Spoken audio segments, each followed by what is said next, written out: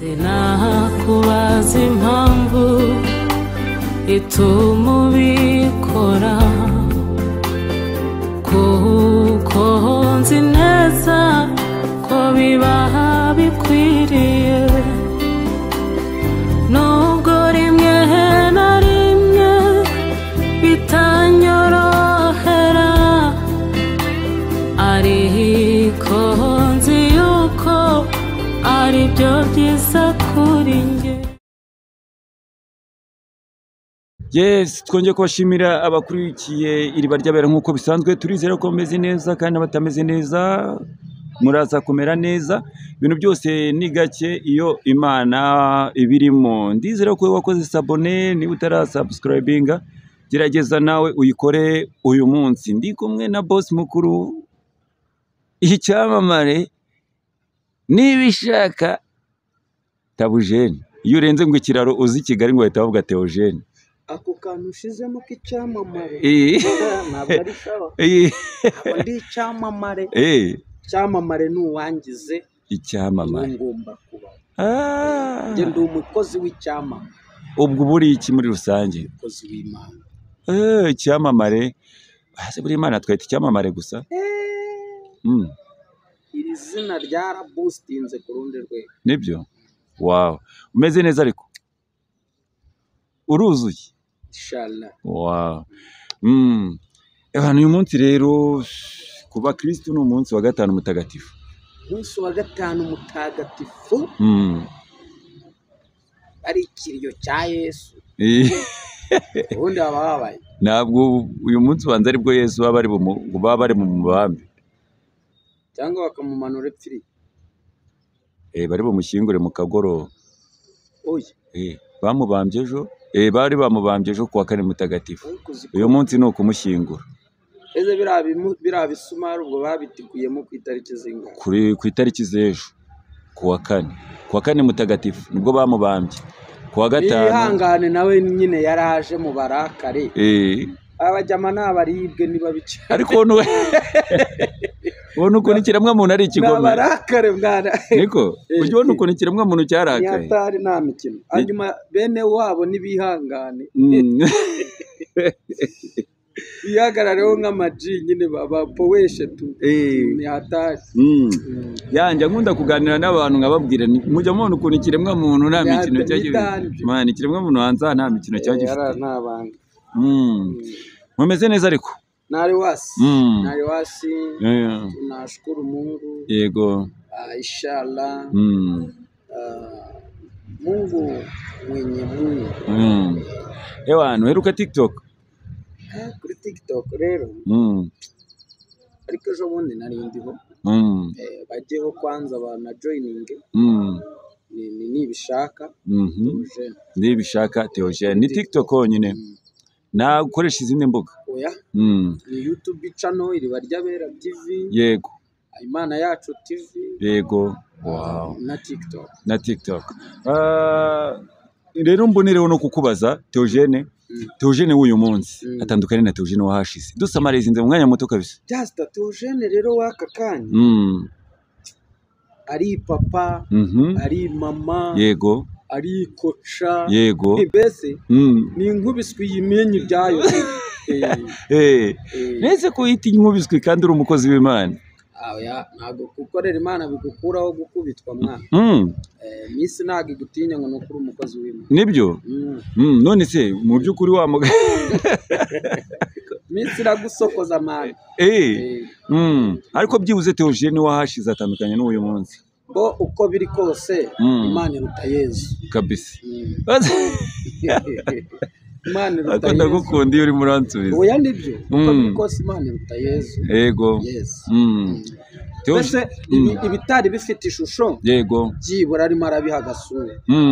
Ko tuzutse nona. Kabisa. Tuzutse aka kanya. Wow. Mana ishimwe kabisa. Theogene Pasika ifata te? Pasika Theogene ifata gute? Pasika inyibutsa iriya misumari uriya mukoboyi bamutikuye. Yego. Na kiriya gisongo cyo mu rubavu cy'icumu. Utinyira ikiremwa. Inyibutsa byinshi ubundi. Iriya Pasika njye na Pasika inyibutsa ukwezi navutsemo. Yego. Ariko ntabwo inyibutsa itariki navutse. Ko kereka itariki nyihimbye nkayihimbira. Ntabwo itariki yize. Reka. Ukwezi ko barakumbwiye. Ariko itariki yo ni danje. Ariko leta yarayimpaye. Iya mbere z'ukwambere. Ubwo nawe ujya usereburira hariya mu bandi bose. Ni muri rusange nyine, ni muri poromosiyo. Uravuze uti uriya mukoboyi abantu ntibashobora kugufata, abantu basenga bashobora kugufata nk'umuntu bakagira ngo nasaze se. Yego, akavuga ati umuntu ufata Yesu akamwita umukoboyi. Umukoboyi, impamvu ari umukoboyi, ese umwana watangiye gucika nyina ku myaka y'3 urumva atarici. Bihangane nyine rega, buri utw'imihanda ntago twabura. Zaba ari sirenge z'imihanda. Ariko nta mutima mubi. None se koboyi wanjye ko nawe abizi, kwikanza imwe niyo ngiyo, ku rukweto rumwe rudahinduka. Nawe yari uw'imihanda ariko nyine afite misiyo yamuzanye. Yego. Niyo mpamvu rero iyo ukoze ku bantu b'imihanda ntabwo umenya inkuba iguhagurukiye ahantu ivuye. Nanone byo. Yesu akunda abaji. Yego. Abantu b'imihanda aratwumva cyane. Noneho ukamutamo ugahita unamupasamo akantu ukamubwira uti reba hano se, mureke tuvuge Imana tureke ibindi.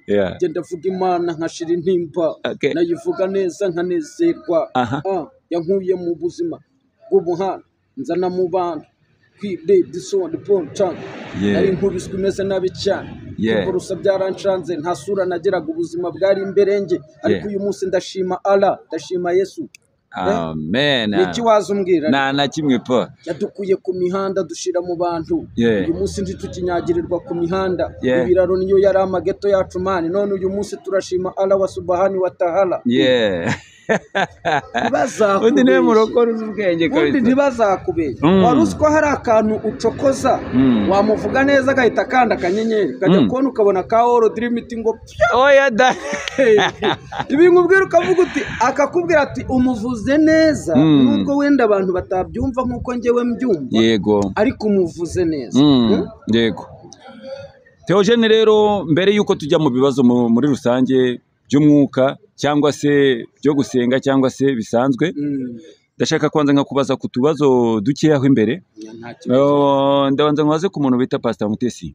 Pastor Mutesi, wihangane ko umugarutseho, ni umuntu ujya ukunda kuvuga mu biganiro bya buri rimwe na rimwe, ngenda bikurikirana igihe cyose.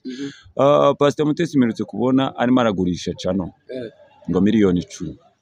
Ukimara kumva kiriya kiganiro cyangwa kumva amagambo Pastor Mutesi, wewe wabifashe gute? Biriya rero wenda ntago tugiye mu byungo se. Yego, ibyo nibitureye. Ntago bikuru. Turimo turabaza n'iby'imihanda gusa, iby'urugo rwe n'ibyo natureye. Ntago yabikora.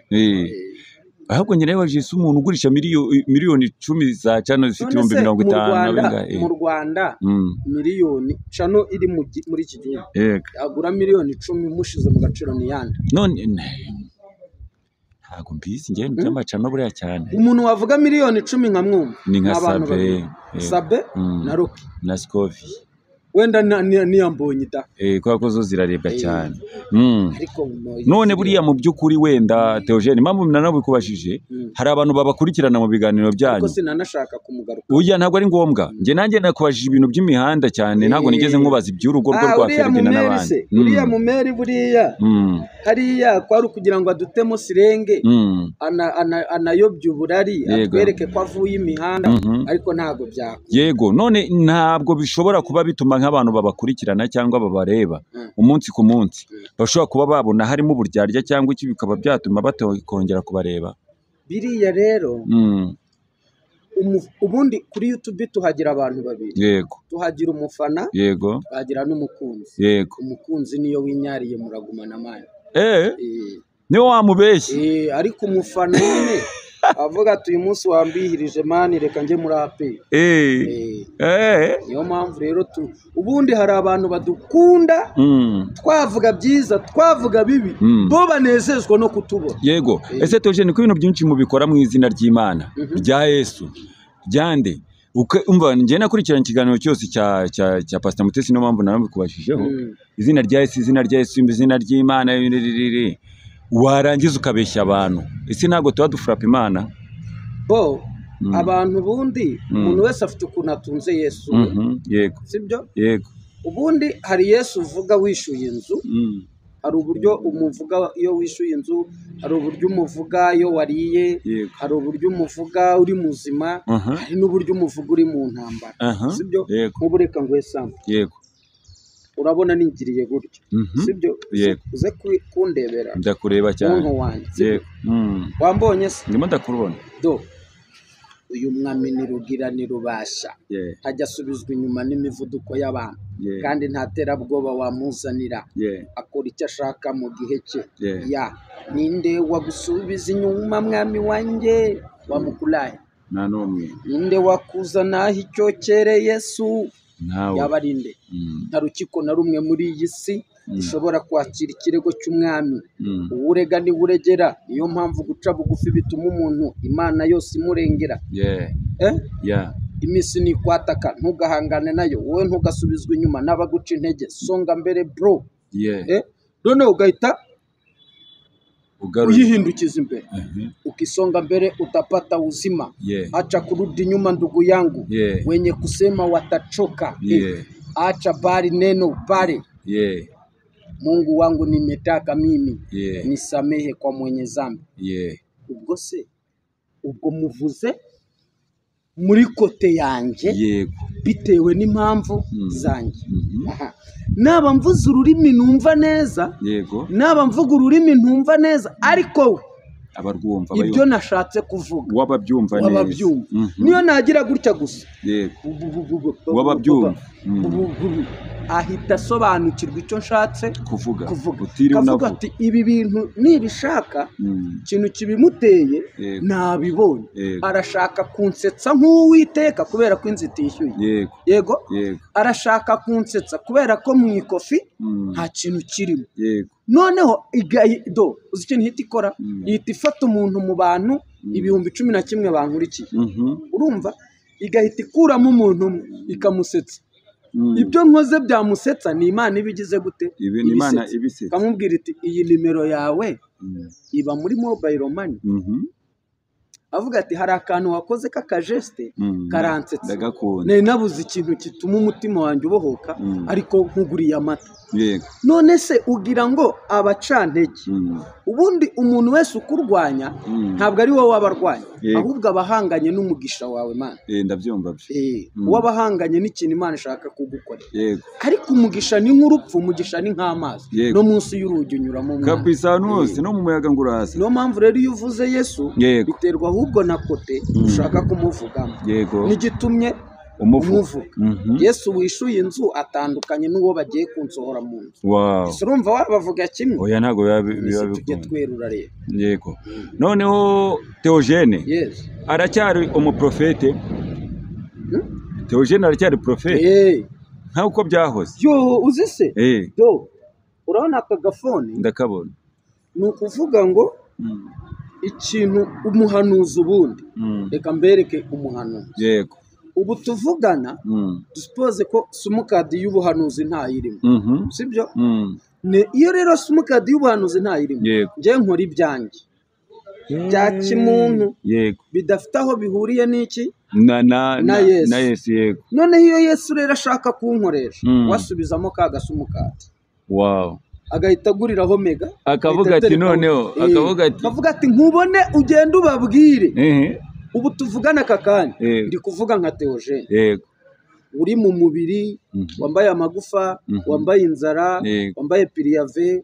wambaye ibyo bibazo biri aho wambaye utuntu twose yego then already ubu tuvugana ntago ndi mu mwuka niyo mpamvu nshobora kwigirira nkavuga nti ukavuga Yesu nkavuga nti nubatse ku rutare Uwiteka ntacyo nzaba nabo wamagurukira ntago wabigeraho iya ngwaniriye kuva zamani kugeza na nubu iracyariho utanitambua mara ngapi utanitafuta mara ngapi wewe ukatupa ujima kacuwa chinka hutahula urumva ubwo njyewe ndinje ni wowe ndinje wapfa aka kanya nkarimbuka urumva ariko iyo mu ijuru basubijemo sumukanya dore ukuntu bigenda duhita tugira gutya yango ferika bamwe yo mana umbabarire kuvuga ibitagushimishije ubwo basubijemo simukadi bakanda na data rwose bakanda na data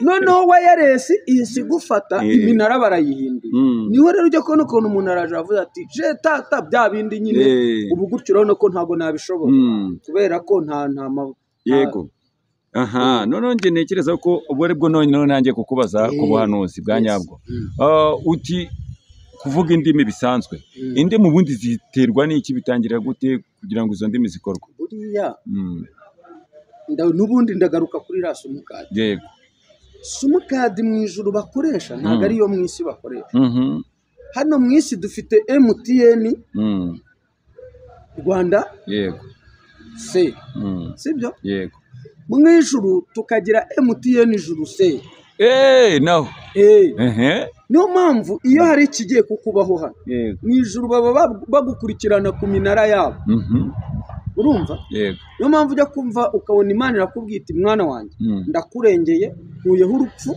nkuyeho impanuka nkuyeho uburozi nkuyeho akagambane nkuyeho gushimutwa na biriya byose tutari buvuge impanuka guhira mu nzu n'ibindi buri kamwe kose urinze kurwara nuko bamaze guhakinga bakubonye yego none iyo bashaka kugukoresha hari ushinzwe serivisi y'amayinite mu ijuru kabisa wumvise yego ndakumva hari n'ushinzwe kwakira inzantuzo za world limit kuzikontorora kabisa kwakira amafaranga no kuyohereza ukuntu nabo ari babi none hari ushinzwe ikintu bita guhamagara yego uyu muntu yavuze iki yitabwe nande ahamagawe nande niho rero bo baguhamagara bakakubwira bati twarakuretse urasambana twarakuretse uriba twarakuretse urasinda twarakuretse wivuruguta muri ibyo byose yego ya simukadi yawe rero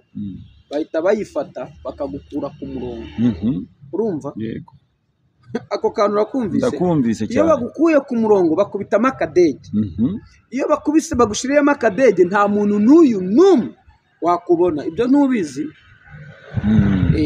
buriya aho kugira ngo uzimye telefone ibe kompoze washiramo akadege buriya akadege ni kabi niho handi ujya kubona ukabona ufashe telefone sibyo wenda wabuze ay'inzu yego wabuze rasiyo byagucanze ugafata telefone ugahera kuri runaka ukamanuka ugahamagara turahuze ugahamagara turi mu nama ugahamagara baburetse gato ejo uzanyibutse ukaba muri ibyo nuko rero buriya mu ijuru ubusabane bwawe n'abantu n'ibitangaza binyura mu bantu babikuyeho urumva ukuntu bigenda ndabyumva kabisa noneho bo rero iyo bashaka kugukoresha ukuntu bateye ntibareba ko wishe ntibareba ko wibye ntibareba ko wasambanye ntibareba ko wasinze ntibareba ibi byose wakoze barabifata bo ubwabo bafite uburenganzira bwo kugushinja ibyaha bitewe n'icyo bashaka kugukoza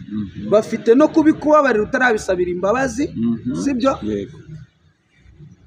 batitaye ku buremere bwabo niyo mpamvu rero ujya kubona ukabona ntuza ari guhanura kandi ejo bundi waramunyuzeho ari mu kabari arimo yinywera none ukaba ati se uyu muntu arahanura si umusinzi yego none se ko bamushaka kumukoresha ibyo se birakureba byo kuba yari yasinze kandi ajya komanga ku rugo rwo kwa runaka mubona ndetse wari wabona hari umunyerondo urinda kwa generali none nizo mpamvu rero mfite utubazo dukeya nshaka ko tumubazaho ukansubiza wenda abantu bameze nkanjye bakabaja kumva nakubaza nk'ikibazo cya mbere ni gute umuntu amenya neza ko ibyo abona cyangwa yumva ari ubuhanuzi buturutse ku Mana? Ni igihe nta muntu wambaye inyama n'umubiri muri kuvugana noneho ukumva ni irindi jwi ridasanzwe nibyo kandi noneho ukumva umutima uragwamiriza ko ibyo bintu ari ukuri hanyuma ukabibona bisohoye. Yego. Ikibazo cya kabiri, ese ubuhanuzi burahinduka cyangwa wenda burakomeza uko bwavuzwe? Ubuhanuzi burahinduka. Ujya buhinduka? Yego. Kurya cy'uyu munsi uhanura ikintu ejo kikaba cyahinduka kitaraba. Nuko no mu muco nyarwanda baravuga ngo ubugabo butisubira bubyara ububwa. Bubyara ububwa. Uyu munsi Imana ishobora kuba yari ifite gahunda yo kurimbura igihugu.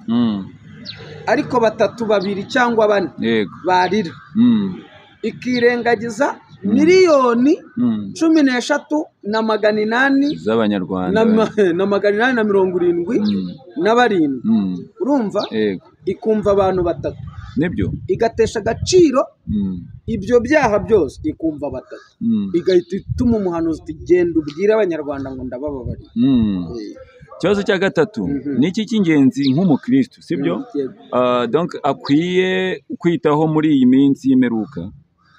Icyambere agomba kuzirikana tele aho akorera ubwe ku giti cye, yego, kuko intebe yanjye yo kurimbuka aka kanya reka mvuge ngo iri kuri social media, mu gihe ntagenzura social media nshobora kurimbuka nizize, yego, icyo ni kimwe. Icya kabiri ni uko ugomba guhora byanze bikunze niyo watana ariko ntiwemerewe kurengera ngo urenge imbibi, yego ndabyumva, deni nturengere. Nkomeze nkwibarize nta kibazo. Ni gute umuntu wenda yakwitegura sibyo gukora neza? Sibwo nakikubaje neza ra ntacyo komeza ndakigorora. Yego, wenda gukorana neza n'ubuhanuzi mu buzima bwe bwa buri munsi wenda. Icyambere ni ukwera imbuto yego zikwiriye abihana. Icya kabiri ni ukubana neza n'abantu. Yego. Icya gatatu ni ugukunda igihugu uhanuriramo. Yego. None se wenda nk'iyo muhanuye ugahanura nk'intambara, ugahanura inkambi, ugahanura ibiki n'ibintu byagiye bigucaho nawe, mu by'ukuri aba arimo gukunda igihugu? None se nkubaze, wenda uyu munsi umbajije ikibazo cy'ibyo nanyuzemo. Yego. Uyu munsi leta y'u Rwanda iramutse irangaye igakura ubwirinzi bwayo ku mipaka, icyo batagerageje ni iki?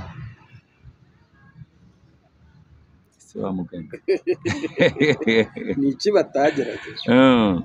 Ni iki gituma abahanuzi benshi barimo bariyongera wenda nko muri iyi minsi? Buriya muri iyi minsi harimo ibintu bitatu.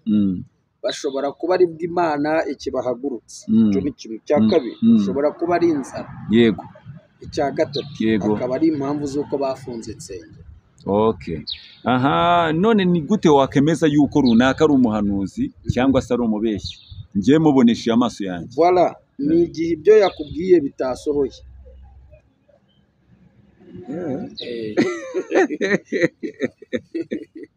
Ni igihe ibyo yaguhanuriye bitasohoye.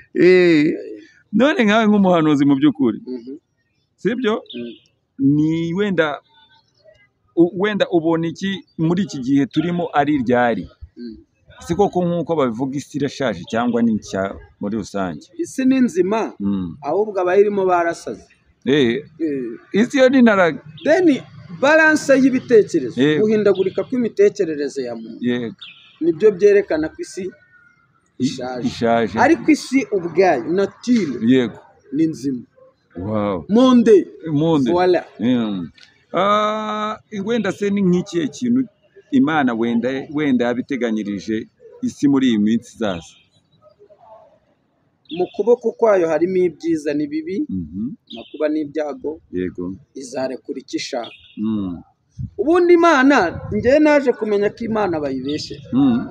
Imana barayibeshyera ngo izarimbura isi, ngo ntawe rizasigara rigeretse ku rindi, ngo imisozi izayubika yungukire. Izajya igenda ikindagura ababi avuke n'abandi. Ahubwo icyo namaze kubona, amaboko ya muntu niyo azirangiriza isi. Ese wa mugani imbonero no kukubaza Theogene, ujya wizera yuko Satani abaho? Njyewe se Satani ntabwo abaho. Satani ni wowe, Satani ni njyewe. Ko numva turimo turagendana.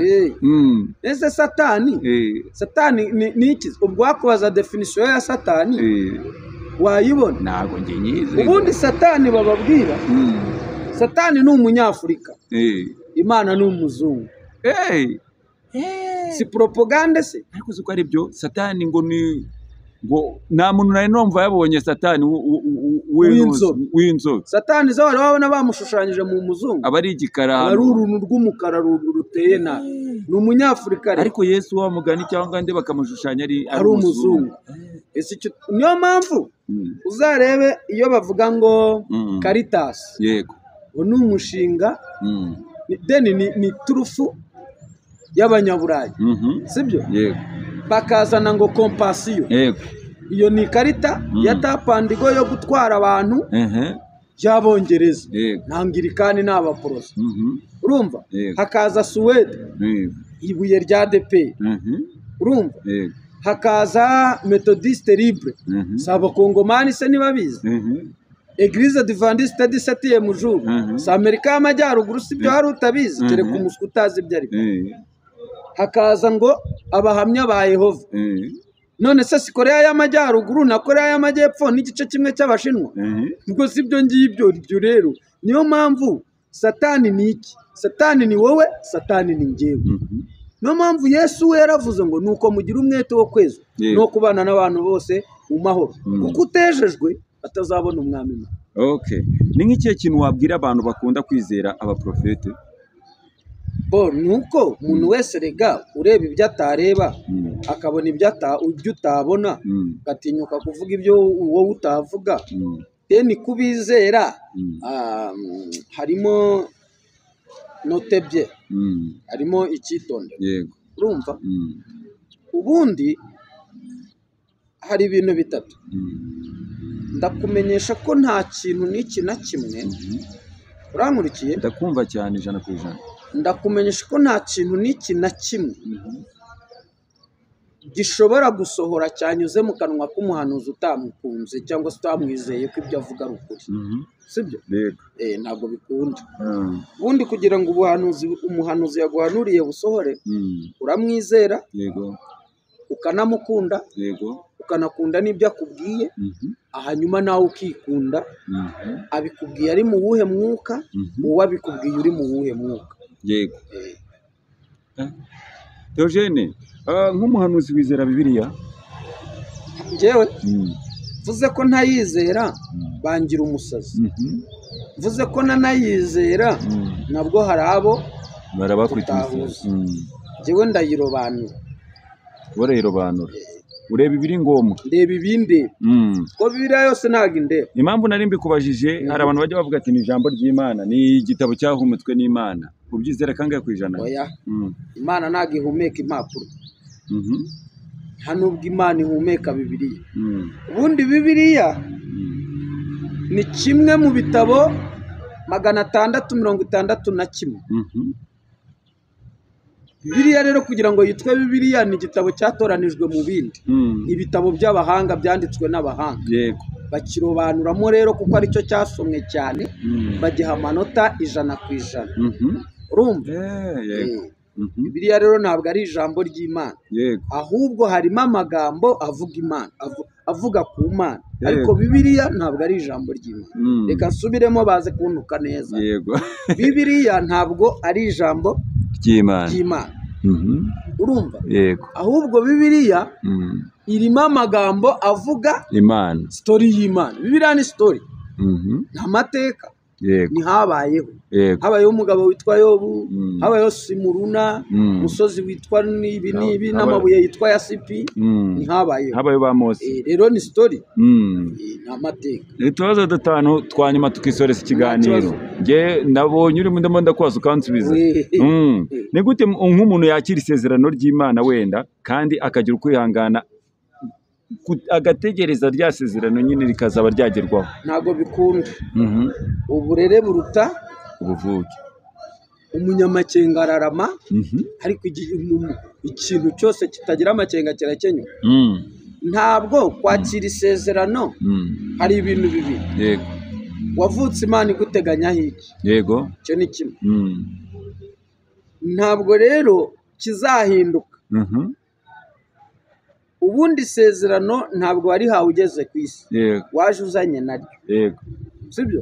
Ndabyumva. Nta sengesho nasenga ngo mpinduke umugore. Nibibaho. Navutse ndi uwo ndiwe, nzarinda mpfa ndi uyu nguyu.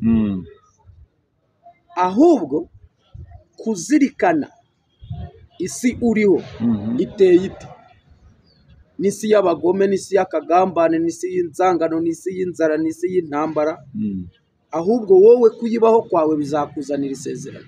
Uko wagennye kuyibaho bizaguha isezerano. Ese buri muntu wese ashobora guhabwa impano yo wenda y'ubuhanuzi cyangwa se wenda y'ubuhanuzi? Umuntu wese yayihabwa. Niki cyerekana ko igihugu sibyo cyangwa itorero rikeneye ubuhanuzi bushya. Nuko ahantu isi biri kwerekera uko isi igenda ihindura karagiteri n'ijuru naryo rihindura imikorere ijyanye na karagiteri isi yazanye. Nk'umuhanuzi muri rusange yemerewe nko kwitwara gute mu gihe ubuhanuzi yazanye butarimo kwizerwa n'abo yabuhanuriye? Iyo butari kwizerwa n'abo yabuhanuriye arasenga kugira ngo Imana ibusohoze, bwaba ari bwiza cyangwa bwaba ari bubi. Warasenga iyamutumye ibigomba kumushyigikira byanze bikunze. Yego, ni gute nyine nk'umuntu yamenya neza sibyo wenda nk'igihe cyo kuba yakora ibyo Imana yamuhamagariye gusa nibyo ndumva biturutse wenda ku buhanuzi. Yego, ni gute nk'umuntu yamenya neza nk'ibyo nk'Imana yamuhamagariye sibyo? Ni igihe ibyo uri gukora biturutse nko ku buhanuzi wenda. Ni igihe ibyo uri gukora ubona ko bitunganye kandi ukabona birazamuka ku muvuduko wowe ubwawe utatekereza. Ni ikimenyetso cy'uko Imana ibigushyigikiye. Yego, nk'umuprofeti wa nyawe aba akwiriye kwitwara gute mu bantu? Ni isomo atazatsinda. Bo inyangamugayo irivukira, nta muntu wigishwa kuba inyangamugayo. Yego, inyangamugayo irivukira. Rero mwene uwo nguwo umuprofeti ubundi wa nyawe akwiriye kwera imbuto. Yego, kubana neza na rubanda, kubaho ubuzima butabangamiye abandi. Yego, kumenya ibyo akora, ibyo avuga, aho abivugira, disipurine. Reka mbikubire mu ijambo rimwe, ikinyabupfura, guca bugufi. Yego, ibyo biranga umuprofeti wa nyawe. Nk'uyu munsi Profete Theogene nibishaka ahamagawe nko mu idini wenda muri ADPR bakamubwira ati turashika ko tukugira pasteur, ariko Theogene niba hano Kagugu bakamunjanira nkahe Rwempasha ahantu woyanye nk'inyabimata ntacyo Theogene yajyayo najyayo. nibyo Theogene wavugaga nabi izayoboye cyangwa se wigeze kumanura ibintu bidare? Hari ibintu bibiri byatuma njyayo cyangwa sinanagiye. Nari imbeshye. Icya mbere cyatuma njyayo nuko byabaye umushahara. Ubu kugeza uyu munsi bitakiri umurimo w'Imana byo kwitanga. Abaye ari ukwitanga rero najyayo, ariko bibaye ari umushahara byaterwa n'umushahara bari bumpe. Nabona bivamo nagenda, nabona bitavamo ntaho najya. Turimo twisoreza ikiganiro. Ni nk'iyo nama Theogene ndakeka kiri mu myaka y'urubyiruko, ni nk'inama wagira urubyiruko muri rusange mu rwego rw'ubuhanuzi? Urubyiruko rero nirurebe kure. Yego, ntirukanike imyenda yarwo y'imbere ku karubanda, kandi ntirukisokoreza ahagaragara, ujye rusohoka rwasokoje. Iyo niyo nama. Reka da. Kandi batinyuke, barashoboye, barambagize, barombagizwe, bishakemo ibisubizo.